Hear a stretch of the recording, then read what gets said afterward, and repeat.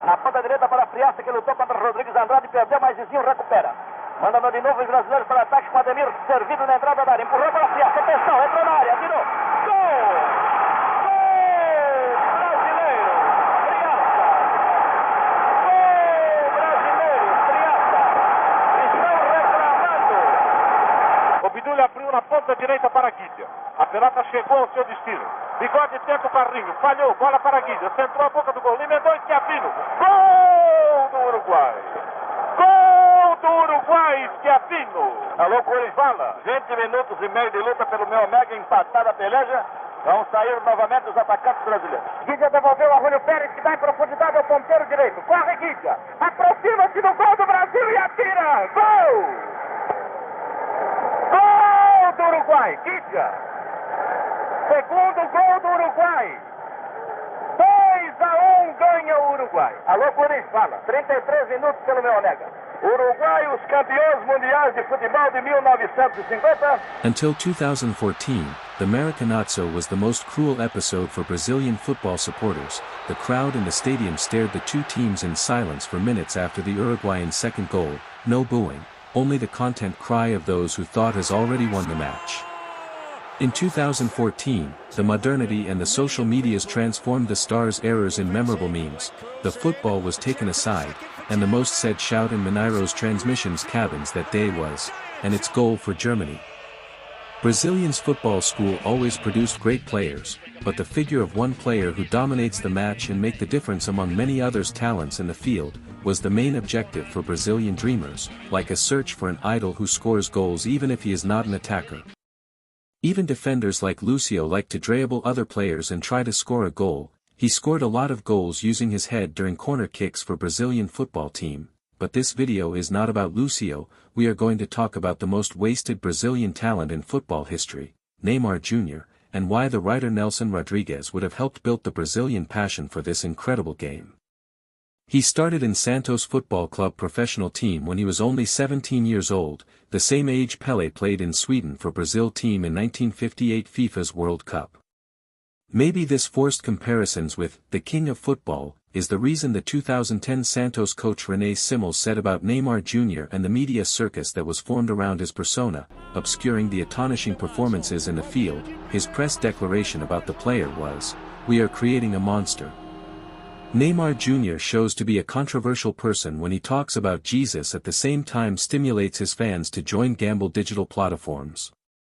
He also commits adultery, and makes politics propaganda during elections period for a fascist person who is in jail now for the attempt of coup d'état, not mentioning the fact he supported the convicted of rape, and ex-football player Daniel Alves, when he asked for money in order to pay his attorney.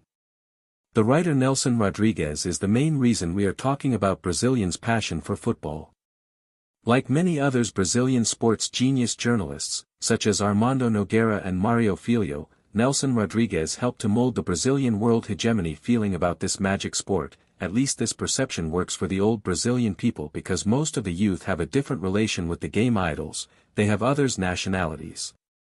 Nelson Rodrigues was born in Recife during the year of 1009, and 12, but his family moved to Rio de Janeiro when he was 3 years old.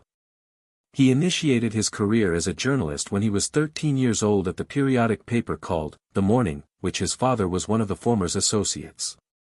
After tragedies in Nelson's family, a period of misery during the Getulio Vargas dictator regime, and Brazilian constitutionalist revolution of 1009 and 32, the writer started to work with his brother Mario Filho, who was associate of the Journal of Sports, in the year of 1009 and 36. From that period on, he developed a unique type of sport writing using metaphors and exaggerated adjectives for the players, and the match atmosphere.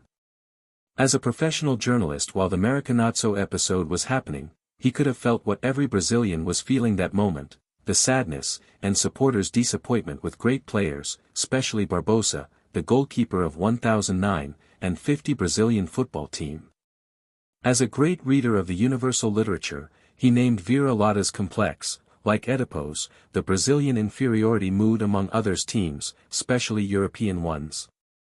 The adjective vira-lata, in Portuguese means stray dog, an animal without pedigree. His drama writing started in 1009, and 41, Nelson's form of writing broke realism writing structure introducing flashbacks, simultaneous planes and interns' monologues. The themes of the plays were situated most of the time around the Brazilian middle-class hypocrisy. If Nelson Rodrigues were alive today, maybe he would have named the today's Neymar Jr. as Peter Pan, the boy who doesn't want to grow up. After constant injuries, bad habits, and career choices, the player is really different from the promising years. In Barcelona team he became the only star player after Messi's career peak, but he preferred the money than the football excellence. It's sad if we compare his physical and technical condition with others World Cup players around his age such as Harry Kane, Cristiano Ronaldo, Kylian Mbappe and Lionel Messi. They are playing much better in their teams than him on Santos.